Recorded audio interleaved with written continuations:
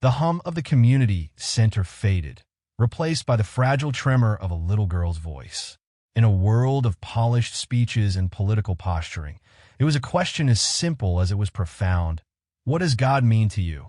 For Congresswoman Jasmine Crockett, it was a question that cracked open a dam of memories, vulnerability, and a faith forged in the crucible of hardship.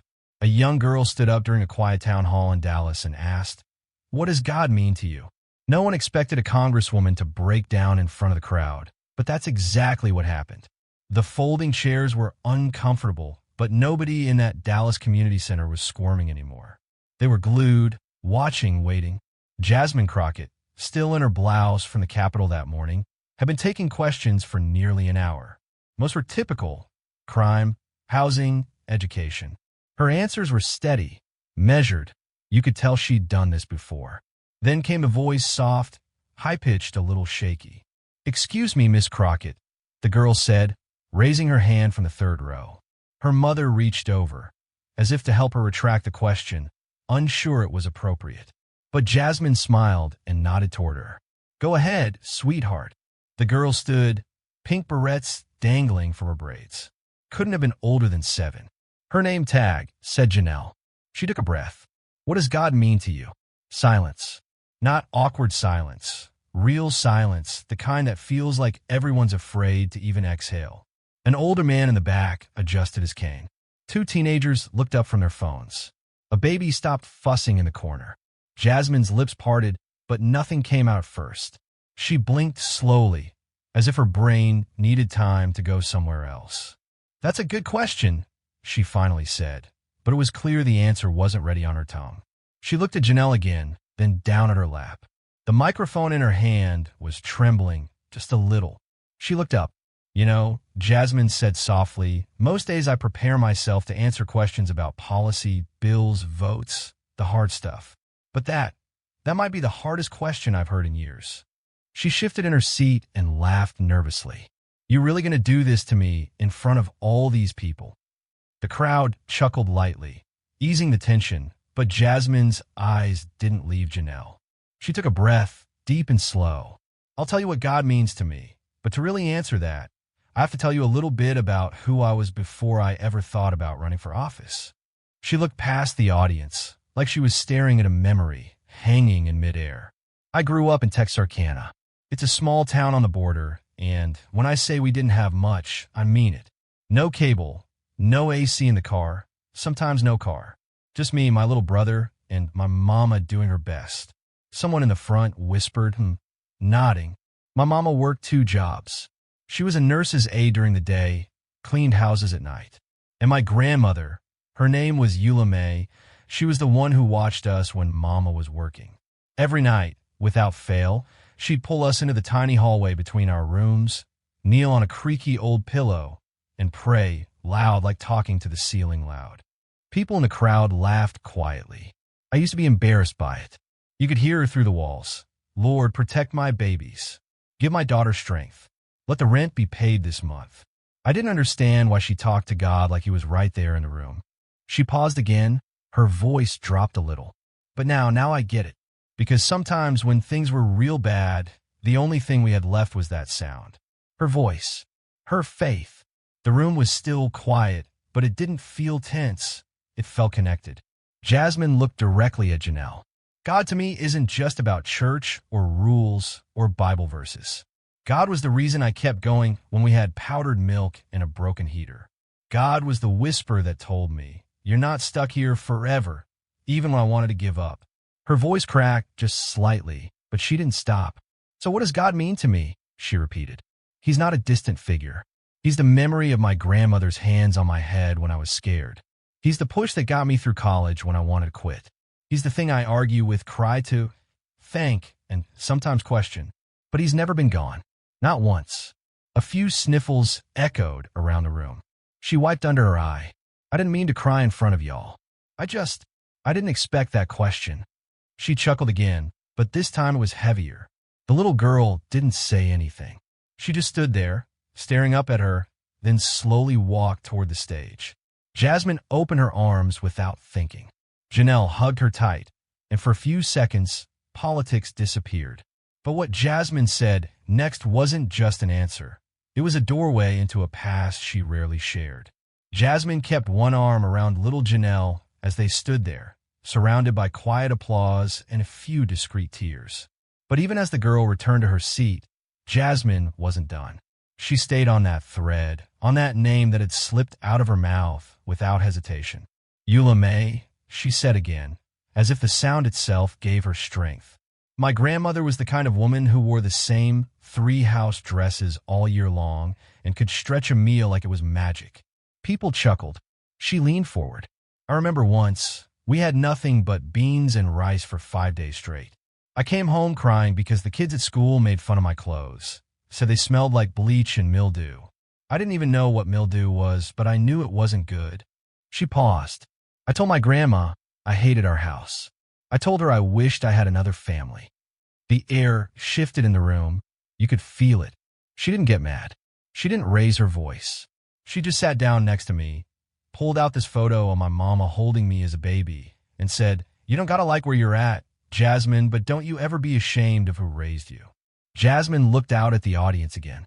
That stuck. I think I was maybe 8, and I remember looking at that photo and thinking, is God supposed to help us get out of this, or just sit with us while we're in it? She let the question hang for a second. Our house was barely standing some nights. Roof leaked, heat cut out in winter. But every Sunday, without fail, Eula May would put on her best hat and march us to New Mount Zion Church. Several people in the audience whispered agreement. They knew that church feeling. She didn't care that we were late half the time or that our shoes didn't match. She'd say, "God ain't grading you on your shoes. He's listening to your heart." The crowd laughed again, warmer now. Someone in the back said, "That's right." Jasmine nodded. I believed her until I didn't. That line landed hard. She leaned back slightly, her voice dipping lower. I was around 11 when I stopped wanting to pray. I used to fake it. Ide mumbla. I pretend to fall asleep early. I'd get real quiet in church and look out the window. I was angry. Angry that God let us live like that. Angry that my mom never had time to come parent night. Angry that every time I got too close to feeling hopeful, something else broke down or disappeared. A quiet murmur of understanding rippled through the room, heads nodding, arms crossed tighter. But Eula May never missed a prayer. Not once. And one night I snapped. I said, "Grandma, why are you wasting your time? We keep praying, but nothing's changing. If God's real, why won't he fix any of it?" Her voice tightened around that memory. She didn't say anything at first, just reached out and grabbed my hand. It was rough. Her hands always felt like sandpaper. She squeezed it and said, "Baby, God don't always fix things the way you want. Sometimes he just keeps you from falling all the way down." The room was dead still again. She told me, "You're mad now, but one day you'll understand that every breath you take on a bad day is still a blessing." And I didn't get it then. I rolled my eyes, went to bed mad. But I never forgot the way she said it. She took a long breath, brushing a strand of hair behind her ear. I think that was the first time I started to see faith as more than asking and getting, more than church clothes and hallelujahs. It became surviving, holding on, enduring when you have every reason not to. But something happened that same year that made her believe, just maybe, he was listening. The year Jasmine turned 11, everything felt heavier. The heat in Texarkana that summer was merciless, the kind that stuck to your skin like wet laundry. School had let out, but Jasmine wasn't excited. No summer trips, no ice cream trucks, just more hours helping Eula May hang laundry out back, sweeping the porch, and hoping the corner store still had 25-cent noodles. But one night that July changed everything. It was just past 9:30. Jasmine had been sitting on the living room floor, folding old church fans for fun, while Eula May rested her knees in her favorite armchair. The TV buzzed faintly with a game show rerun, but no one was really watching. The screen door was cracked to let in what little breeze the night had. Then, bang, a single gunshot tore through the block. Eula May didn't move. She didn't scream. She just whispered, "Get down, baby." Jasmine dropped flat, heart hammering against the linoleum floor. A second shot, then yelling. Tires screeched down the road, then silence. Jasmine's breath caught. Her ears rang. After a minute, Eula May slowly got up, walked to the door, and pushed it shut with a quiet click. She locked the deadbolt. No panic, no drama, just motion like she'd done it before. "Come here," she said, her voice still calm. Jasmine ran to her. She could feel her hands shaking as she wrapped herself around her grandmother's waist. Eula May kissed the top of her head. "Let's pray," she said. But Jasmine pulled back. "Pray for what?" she asked, her voice cracked high and scared. "But they don't come back. That next time, the bullet don't hit our house. What's the point? You pray every night, and bad stuff still happens." Eula May looked down at her, not angry, just tired. Tired in a way only people who've survived too much can. "Look, you think praying means nothing bad ever gonna happen?" she asked, eyes narrowed just a little. Jasmine didn't answer. "Baby, prayer ain't no magic wand. It's not to keep pain away. It's to remind you you're still here, even after it hits." That didn't make sense to Jasmine, not yet. But the way her grandmother said it, like it was bone-deep truth, it made her stop arguing. The next morning, they found out the boy next door, Marcus Langley, 17, had been shot in the shoulder. Wrong place, wrong time. Someone had mistaken him for someone else. Jasmine had seen him just the day before, riding his bike shirtless down the block, yelling something goofy at his friends. Now he was in a hospital bed, lucky to be alive. The neighborhood was tense for weeks. Police cruisers circled more often. Mothers pulled their kids inside earlier. Jasmine didn't sleep well. Every sound made her jump. She stopped sitting by the screen door, stopped folding church fans. Then one night, she heard Eula May whispering again. This time, Jasmine didn't fake sleep. She listened. "Lord, I thank you for one more day. I thank you for the roof, for breath for my babies, for Marcus, because he's still here." Jasmine blinked in the dark. She got up, tiptoed to the hallway, and leaned against the wall. And for the first time, she didn't feel annoyed. She didn't roll her eyes. She just listened. After the prayer, she walked out and stood beside her grandmother. Didn't say a word, just stood there. Eula May smiled and squeezed her hand. "You don't gotta understand it all yet," she said. "Just don't let go when things get loud." That stuck. Years later, Jasmine would replay that night like a tape on loop. The fear, the yelling, the calm in her grandmother's voice, and that prayer. It didn't erase the noise, but it gave her something solid to stand on. Looking back now, Jasmine told the Dallas crowd, "I think that was the moment I stopped looking for miracles and started paying attention to survival." Someone near the back whispered, "Yes, ma'am." She nodded gently. "I was 11 years old, standing in a hallway that smelled like pine sol and heat, learning that faith doesn't always feel good, but it keeps you grounded when the world tries to knock you out." But as she got older, faith took on a different meaning, especially when she entered law school. Law school wasn't in the cards, at least not at first. Jasmine had planned to become a teacher, something stable, predictable. But life doesn't care about plans. A college professor, Dr. Hargrove, pulled her aside after a heated classroom debate and said, "You don't argue to be heard. You argue to change minds. You ever think about law?" She laughed. "I'm broke, Dr. Hargrove." He looked her straight in the eye and said, "Then change what being broke means." And that was that. She applied to law school in Austin with a secondhand laptop and a bank account that barely stayed above zero. She got in. She packed a suitcase and 2 boxes and moved into a studio apartment that was barely bigger than Eula May's hallway. But Austin was different. It was fast, loud. Nobody knew her name. Nobody cared where she came from. Jasmine started to lose her footing that first year. Everyone else had prep classes under their belts, tutors, support systems. She had grit, and some nights even that felt thin. She sat in the back of the library most nights, headphones in, head down, trying to make sense of cases that read like another language. And when she couldn't keep her eyes open anymore, she'd whisper Eula May's old prayer, "Lord, give me strength." Don't need a miracle, just strength. It wasn't poetic, it wasn't grand, but it was honest. Then came a case that cracked her open. During her 3rd year, she took a clinic placement at a public defender's office. That's where she met Mateo Quinlan, 16, arrested for robbery. No weapon found, no record, no real evidence. He didn't speak much, just sat there across the table with tired eyes that looked too old for his face. Jasmine believed him when he said he didn't do it, but no one else did. The case dragged on. Jasmine worked late every night, digging through camera footage, witness statements, police reports that contradicted each other. The system didn't move for kids like Mateo. It barely crawled. She remembered the day she stood in front of the judge, hands shaking, trying not to let her voice crack as she said, "Your Honor, there is no proof. There is no weapon. There is no justice in proceeding." The judge dismissed the case. Mateo walked free, but Jasmine didn't celebrate. She went home that night, collapsed on her mattress, and cried harder than she ever had in her life. Not from relief, but from rage. Rage that she almost couldn't save him. Rage that no one else had tried. Rage that kids like Mateo were slipping through holes no one bothered to patch. She didn't pray that night. She sat in silence until the next morning when she walked into an old neighborhood church in East Austin, sat alone in the back row, and stared at the stained glass. An older woman slid into the pew beside her, gently handed her a tissue, and said, "You look like someone carrying a heavy bag." Jasmine managed to smile.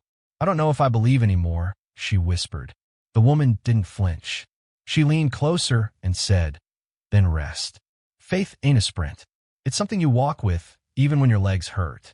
Jasmine didn't know that woman's name, never saw her again, but that one sentence lived in her bones. "I didn't get into politics because I love power," Jasmine told the Dallas audience, her voice low.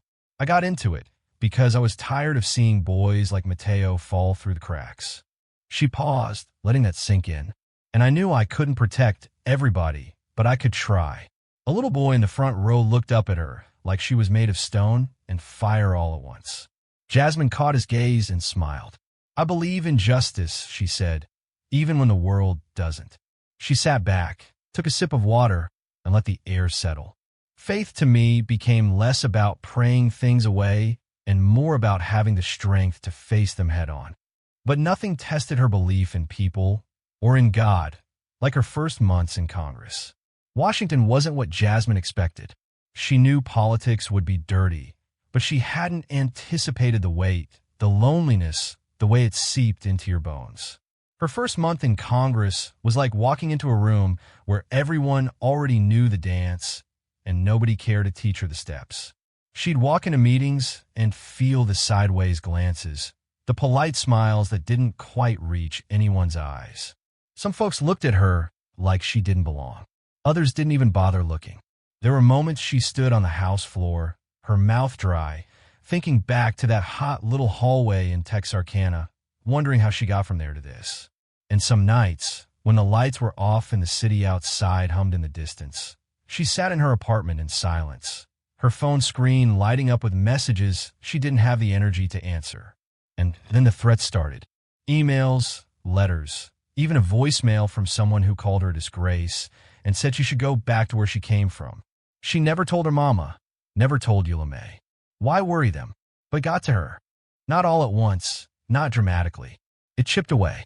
One night, after a brutal day of debates, Jasmine stayed late at the office. The building was nearly empty. Her heels were off. Her hair was tied up. She had folders spread across the table like a battlefield, and she was just tired.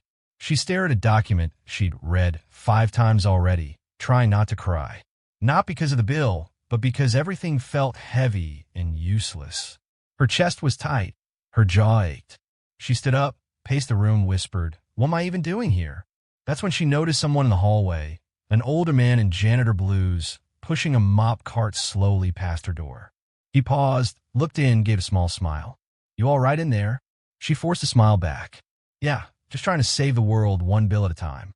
He chuckled and nodded. "Don't let the weight lie to you. You ain't alone in that room." He walked off. She sat back down, a little stunned by how those words landed. And when she gathered her things to leave, she noticed a sticky note on the edge of her desk. She hadn't seen it before. Written in neat handwriting were 6 words. "Even the strong get to rest." No signature, no name. She held that note in her hand for a long while, read it 3, 4, 5 times, then tucked it in her wallet. It's still there. That night, Jasmine said, scanning the crowd in Dallas, was the first time since law school that I truly felt like I was about to break. She looked at Janelle again. But faith isn't about being unshakable. Sometimes it's about admitting you're shaking and choosing to stay anyway. The audience was quiet now, not with tension, but attention. I used to think believing in God meant always having the answer. Now I know it means being okay with not knowing. It means trusting the process even when your hands are empty. A woman near the aisle let out a soft Some days, the noise of this world will drown you if you let it. But grace, it whispers quiet, gentle, just enough to keep you standing. She paused and reached for her water. And let me tell you something, she added, that whisper has saved me more times than applause ever could. The room took that in. A few heads bowed, a few arms crossed tighter around chests. So when that little girl asked her about God, she saw more than a child. She saw herself. Jasmine sat forward on the metal chair, elbows resting on her knees. The mic was still in her hand, but she wasn't speaking like a politician anymore. She wasn't delivering sound bites or searching for applause. She was just talking to a little girl who reminded her too much of her younger self. Janelle was still sitting in the third row, legs swinging gently under her chair, her hands folded neatly in her lap, eyes locked on Jasmine's. She hadn't said another word. She didn't have to. Jasmine cleared her throat. You know, she said softly, when I was your age, I didn't understand God. I thought he was a thing grown folks used to make sense of pain. And honestly, sometimes I still don't get it. She paused. But I'll tell you what I do know. She shifted in her seat again. Her voice was steady but soft. God to me is memory. He's the sound of my grandma humming while washing dishes. He's my mother counting coins at the grocery store and saying, we'll make it work. He's the reason I didn't give up when everything told me to. Someone in the audience murmured, Amen. He's not loud. He doesn't always answer when you want him to. But he shows up in the moments that feel small.